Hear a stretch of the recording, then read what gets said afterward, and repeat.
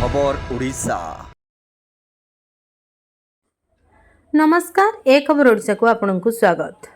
मंगलवार अपराह्न अभणाठारे नुआकरी नवकिशोर कला मंदिर नामक नाच विद्यालय खोल एक वर्णढ़ परिवेश मध्य उद्घाटन करा नाच विद्यालयर चेयरमैन रंजित कुमार दास बहुमुखी आकांक्षा को लक्ष्य कर रखी अभणाठारे स्थापन करछंती। उपकूलवर्ती ग्रामांचल छोट पिलामानंकर अंतर्निहित गुण को एही विद्यालय माध्यम उद्दीपित करी लोकलोचन रे प्रतिष्ठा करी सेमानंकु जणे जणे उत्तम कलाकार भावे गढ़ी तोलिबार लक्ष्य नहीं अभणाठारे नूतन करी नाच विद्यालय स्थापन करिसंती।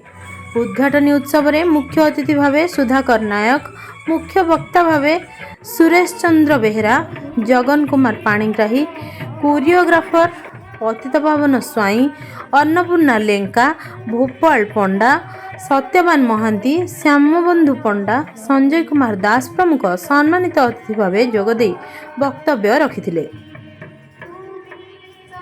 एही अवसर में गोपालपुर स्थित कमलिनी कला विकास केन्द्र छात्र छात्री मानक द्वारा नृत्य प्रदर्शन करथिले।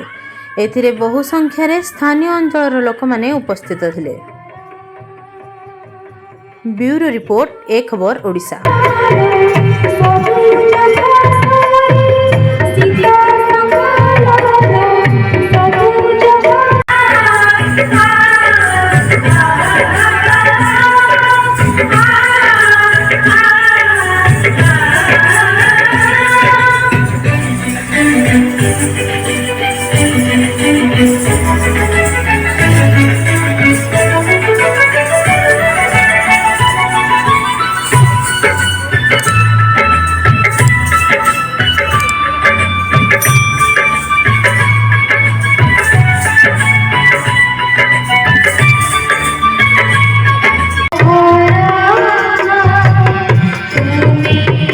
लाइक, शेयर, कमेंट और सब्सक्राइब करंतु।